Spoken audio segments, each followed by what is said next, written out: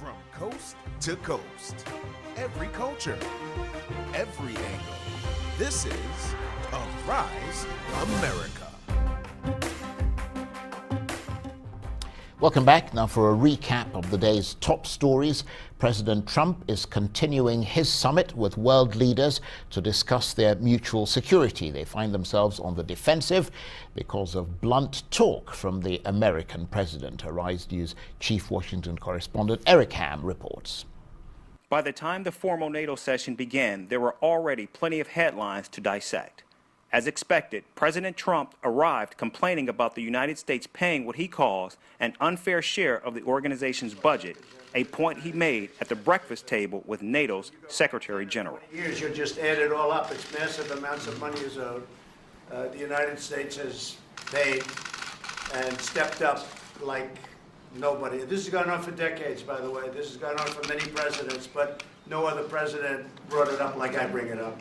But it's what he brought up next that sent out a shockwave.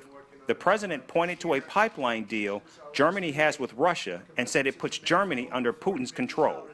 Now, if you look at it, Germany is a captive of Russia because they supply. They got rid of their coal plants. They got rid of their nuclear. They're getting so much of the oil and gas from Russia. I think it's something that NATO has to look at. He is not the only NATO member concerned about the pipeline project. It's called Nord Stream 2 and is designed to extend 800 miles beneath the Baltic Sea. Germany is pressing ahead with the project despite criticism from some Eastern European allies and Donald Trump. But it certainly doesn't seem to make sense that they pay billions of dollars to Russia and now we have to defend them against Russia. You know, NATO is an alliance of 29 nations, and there are sometimes differences and different views and also some disagreements. And the gas pipeline from Russia to Germany is one issue where allies disagree. But the strength of NATO is that despite these differences, we have always been able to unite around our core task to protect and defend each other because we understand that we are stronger together than apart. I think that two world wars and the Cold War taught us that we are stronger together than apart. That concept of better together seemed to carry through when President Trump met with German Chancellor Angela Merkel for a bilateral chat. We have a very, very good relationship with the Chancellor. We have a tremendous relationship with Germany. The Chancellor was diplomatic as well, saying she's looking forward to hearing how things go when President Trump meets with Vladimir Putin. And the NATO allies did wind up coming together on a set of plans to defend each other against Russia and terrorism. They also invited a new country into the group, Macedonia, renamed as North Macedonia in an agreement with Greece, will become the 30th member of the North Atlantic Treaty Organization. Now, Eric, thanks very much indeed for joining us, as always, every night diligently. I understand the president's second in command is on a trip of his own. Where is he going and why? Yeah, that's right, Charles. Not as glamorous as the president in Brussels, but his vice president, Mike Pence, is actually on a tour of the Midwest. And so what they're doing is they're sending Mike Pence around the Mid-America states to actually shore up support for him. Because, as you know, the tariffs that are taking place that the president has implemented on countries like China, Mexico, Canada, and European nations, those countries have all retaliated. And so now we're seeing Trump's base, which is made up primarily of farmers, are now getting very nervous. And so we're seeing Mike Pence being dispatched to key places such as Kansas City, Missouri, Cedar Rapids, Iowa, and Chicago, Illinois, to ensure supporters that the president is with them, that the president has their back, and that he is hearing, their comments, and that he wants them to know that that he is standing with them and that he is working on their behalf. We have a clip of the vice president addressing a friendly crowd in Missouri, showing ostensible support for the farmers out there. Let's listen to what he had to say, and then we can talk about it after the clip. This administration will never stop fighting for access for American goods around the world, and we will always fight for American farmers to be able to export what we grow and raise around the planet. I don't know if you saw it. The President actually tweeted today from Brussels. He actually said he's over at a NATO meeting, you might have heard. But his words were, he said, "I'm always thinking about our farmers."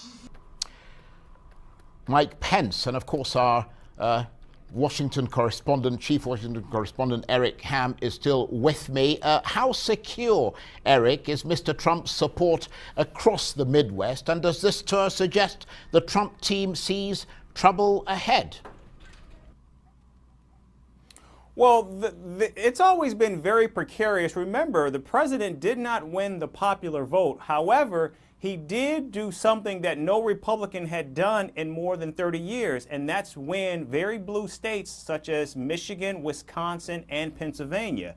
And the president recognizes that he won those by very small margins. And so he recognizes that there is some vulnerability there, some Trump backlash, of course. And so what we're seeing is the president now sending Mike Pence on this tour, not only to shore up that support, but many within the vice president's camp are saying that they are actually traveling to these states in a position of strength because the president nominated Brett Kavanaugh, which many Republicans see as very popular, and that's a move that they believe will embolden many supporters on the right of this president. And so this is also a bit of a victory tour, victory lap for Mike Pence to say, look at what we've done. We've delivered on our promises by keeping the court, to the right. And also we're here to let you know that we're going to be working on your behalf. Stick with us as we continue this trade war with much of the world.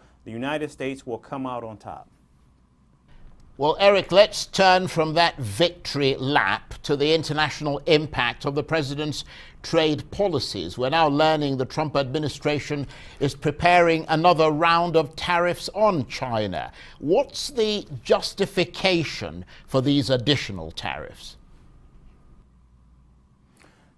Charles, that's right. In fact, the White House is now mulling an additional $200 billion in tariffs, 10% tariff on $200 billion worth of goods. And China has now responded in a very aggressive way. In fact, they have accused the United States of bullying tactics. And they said that they will respond in kind to such tariffs if the United States continue to place these tariffs on Chinese goods. And that's why you see many farmers, particularly in the Midwest, deeply concerned and nervous. In fact, we've already seen the stock market drop as a result of these tariffs. So they are having an impact here in the United States, and it's something that we're seeing many of the supporters of this president becoming deeply concerned. And so we're seeing the president reach out to ensure that that base stands with him on this issue.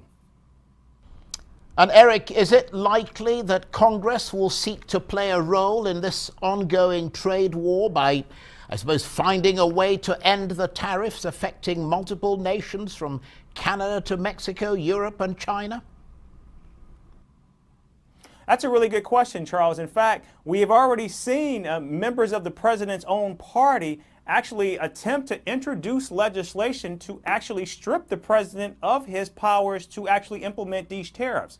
Now, there is some confusion and there is some discussion as to whether or not such legislation would actually get a hearing in a Republican-controlled Congress. But we do know that there are Republicans in both the House and the Senate that have introduced legislation to try to curb this, and they have recognized that there is something that needs to be done. However, what we're seeing also too is there are many members of the president's own party that seek to provide cover for this president. So I don't think that we will see legislation from the Senate, from the House, that actually will limit the president's ability to continue to move forward in this trade war with many of U.S. allies and other countries.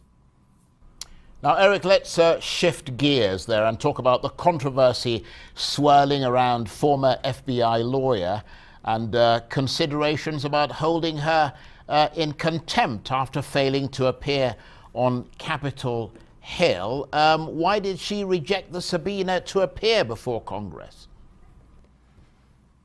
Right, and Charles, this is former FBI lawyer Lisa Page, who we know now that there were some messages that she sent to current FBI agent Peter Strzok, who was at one time a member of the Mueller team.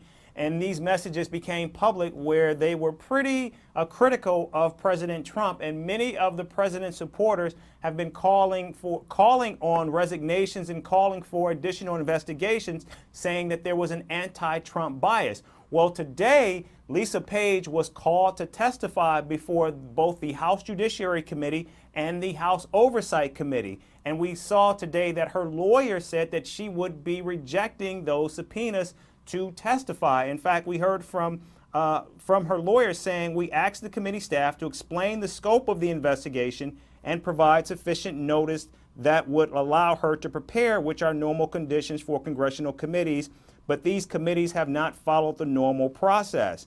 And then we heard from Bob Goodlatte, who is the chairman of the House Judiciary Committee, responding, saying she has known for months that the House Judiciary Committee has sought her testimony as part of our joint investigation into decisions made by the Justice Department, and she has no excuse for her failure to appear. So they were not happy with her non-compliance on this issue, and I suspect that we will see more from both Lisa Page and her attorney on this issue, as well as the chairs of this joint committee task force. Right, well, let's go to that NATO summit in Brussels, Eric, where the war of words has started and Mr. Trump appears to be on the warpath. What are we to make of President Trump's withering criticism of Germany and Chancellor Angela Merkel's response? And how is all that playing out in Washington, where you are? Charles, we have seen this relationship between President Donald Trump and German Chancellor Angela Merkel go from uncomfortable to testy to, I think, right now, downright irritable. I mean, we saw those comments from President Donald Trump today where he chided Germany for its pipeline that they are building from Russia to Germany. And then he actually took it a step further, criticizing Germany for not paying its fair share to NATO. And I think this has just become a very tense, very testy exchange taking place at NATO that I think we could see just more intense back and forth from the president attacking NATO for its inability to, as he says, provide the full support financially from European countries. But then again, we saw the Congress actually get involved on this issue.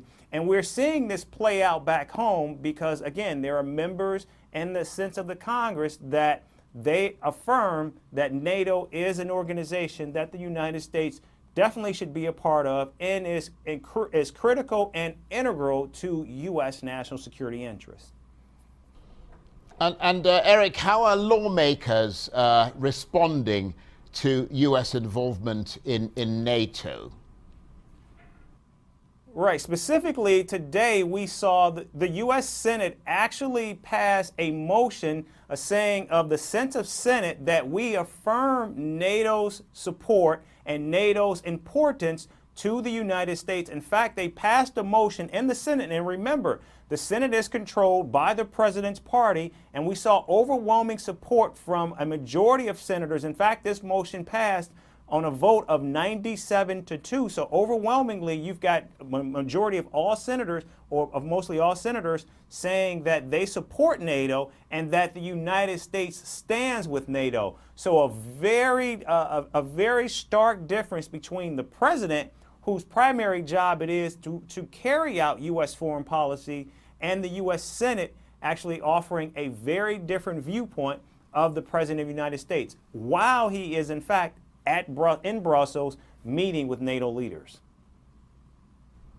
I'm going to go slightly off the page, Eric, and ask you how much this latest move poses a conundrum for China? In other words, let's try and look at it from the Chinese perspective, because there simply aren't enough, from what I understand, US imports for the Chinese to tax in retaliation. What are you hearing from Beijing?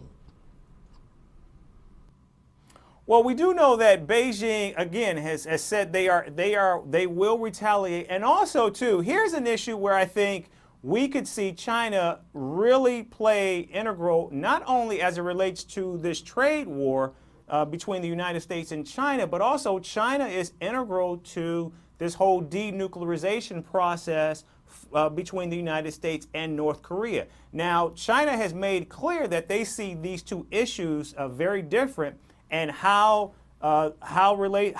things move as it relates to the trade issue will not have an impact on China's willingness to play a role in ensuring that North Korea denuclearizes. But I think as this continues to move about, and as it continues to, I think, cause consternation both here at home and for China, I think we could see China looking to play a greater role and have more influence on other issues that could be of grave concern for the United States. And I think that issue could be North Korea's willingness to denuclearize and China's willingness to be influential in moving North Korea to denuclearize. Eric, thank you very much indeed. Eric Ham, Arise News chief Washington correspondent there, live from the US Capitol.